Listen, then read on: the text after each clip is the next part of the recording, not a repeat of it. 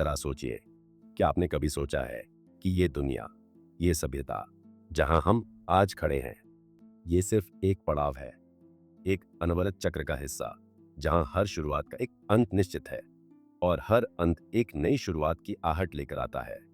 हमारे पौराणिक ग्रंथों में सदियों पहले एक ऐसे युग की भविष्यवाणी की गई थी जिसे कलयुग कहा गया। एक ऐसा दौर जहां धर्म क्षीण होगा, सत्य धुंधला जाएगा और हर तरफ अन्याय और अधर्म का बोलबाला होगा। क्या आपको नहीं लगता कि हम उस भविष्यवाणी के करीब, शायद बहुत करीब पहुंच चुके हैं? जब मानवता अपने सबसे निचले स्तर पर होगी, जब पाप अपनी चरम सीमा पर पहुंच जाएगा, तब ब्रह्मांड के रक्षक भगवान विष्णु अपना अंतिम रूप धारण करेंगे। कल्कि, विष्णु के 10वें और अंतिम अवतार, एक ऐसा नाम जो युगों से हमारी चेतना में गूंज रहा है। कल्पना कीजिए, एक ऐसा योद्धा जो अपने साथ न्याय की आग और एक प्रलयंकारी तलवार लेकर आएगा।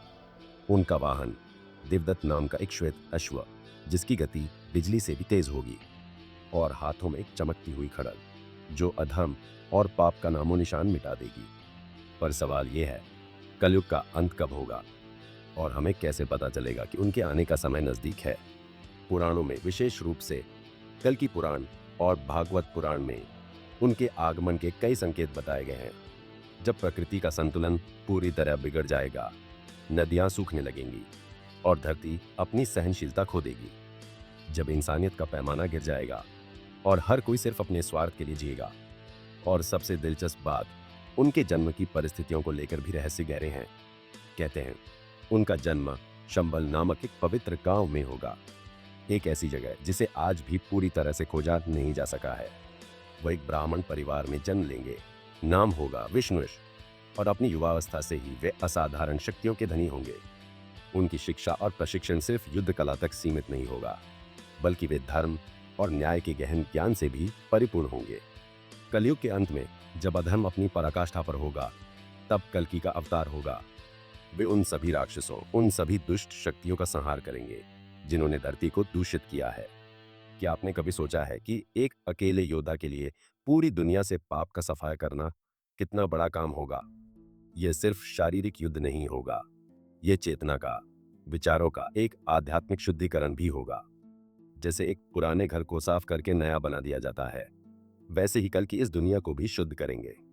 उनके आगमन से कलयुग का अंत होगा और सत्य युग की नई शुरुआत होगी।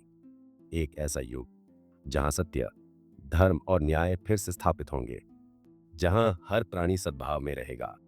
यह सिर्फ एक पौराणिक कथा नहीं, बल्कि मानव जाति के लिए एक गहरा संदेश भी है।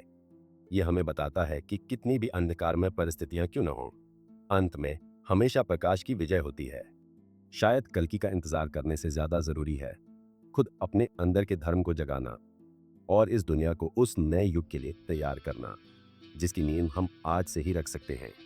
पर क्या वाकई कलयुग अपने अंतिम चरण में है, और क्या हमें इन संकेतों को अनदेखा करना चाहिए? ये वो सवाल हैं जो हमें सोचने पर मजबूर करते हैं, हमारी धारणाओं को चुनौती देते हैं।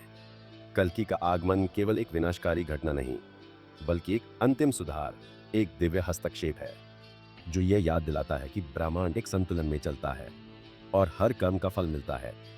उनकी कहानी सिर्फ भविष्य की भविष्यवाणी नहीं, बल्कि हमारे वर्तमान के लिए एक चेतावनी भी है। ये हमें प्रेरित करती है कि हम अपनी सोच, अपने कर्मों में बदलाव लाएं, क्योंकि अंत हमेशा एक नई सुबह लेकर आता है और कल की उसी सुबह के अग्रदूत हैं। ये ब्रह्मांड के रहस्यों की सिर्फ एक झलक है, एक ऐसा अध्याय जो सदियों से लिखा जा रहा है। अगर इस गहन कहानी ने आपकी जिज्ञासा को जगाया है और आपको सोचने पर मजबूर किया है, तो ऐसे ही और अनसुलझे रहस्यों की परतें खोलने और इस ज्ञान के अथाह सागर में गहराई तक उतरने के लिए हमारे इस सफर का हिस्सा बने।